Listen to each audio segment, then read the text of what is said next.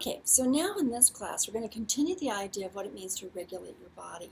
We were talking about eating and how you regulate your eating, what you eat, when you eat, and really measure what works for you well. We also want to talk about you regulating your exercise because your body has had a lot of adrenal and cortisol sorts of toxics that have moved into your body. And those things on a normal level are really helpful. Cortisol and adrenals are great, right? Under the right circumstances. But the adrenaline and the cortisol under the wrong circumstances really can flood your body so that your body is just constantly in a state of, as if it's still, not even having escaped from the situation.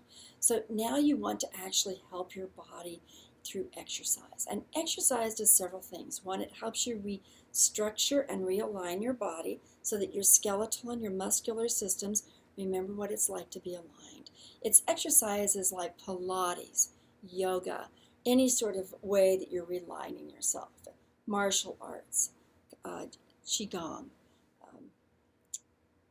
taekwondo, tai chi. That's what I was trying.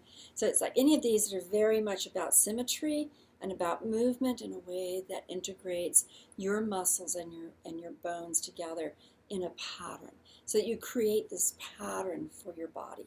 And your body begins to remember what it's like to work together in synergism, what it's like to have everything in place so that it all supports itself, and it's not. And you'll notice that if you have any muscular pains or joint pains associated to abuse and trauma, that this is very, very important for you to do probably several times a day. So you might wake up in the morning and do 5 minutes of yoga, a certain type of process. It's very symmetrical, very movement oriented, as well as very keeping yourself aligned. You might also include what I like to do, which is of course run. Anything that's going to create sweat and pounding and kind of getting the blood circulating and really pulling on all those endorphins in a really positive way, activating the serotonins, the dopamines by being like really sweaty and moving as fast as you can.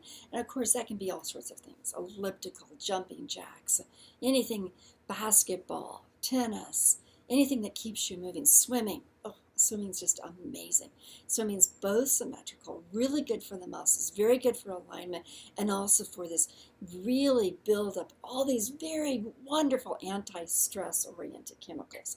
And so exercise becomes, again, another way you can actually impose by your own choices onto your body to be beginning to function like a person who's not in stress anymore, not in abuse, and not in trauma anymore, and instead is regulating and aligning itself.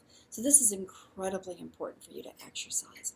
To find the right exercise for you, I'm going to suggest you probably need to do more than one type, because there's such benefits to doing weights, such benefits to doing weight, like the push-ups or the pull-ups or even the lifting of the weights. There's such benefit to every aspect of you.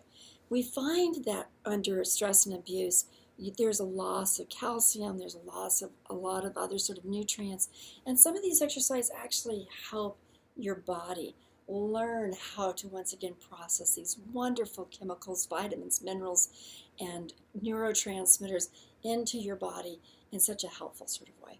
Also, very active sorts of exercise, boxing, sweaty, movement, intense, and kind of like the punching.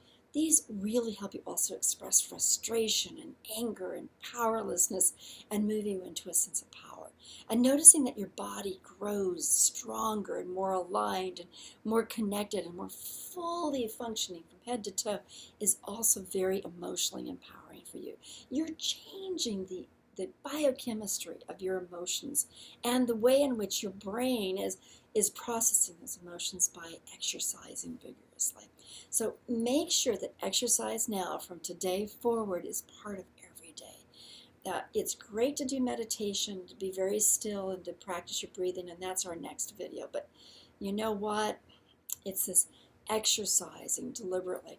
And again, I would suggest you do no less than 5 minutes of yoga or something of that kind, whether it's Tai Chi or whether it's qigong movements, or whether it's Pilates that you do, or ballet, anything that's very much movement oriented for the whole body. And then also make sure you do weight oriented to strengthen your body and your muscles and to help the alignment. You do all your muscle work, your weight work in alignment. And then also to do the type of pounding exercise, basketball, anything fast and sweaty where your body has to move and express itself, boxing, just so that you can get those adrenals and those endorphins to work along with a whole lot of really great neurotransmitters. And I would do this every day.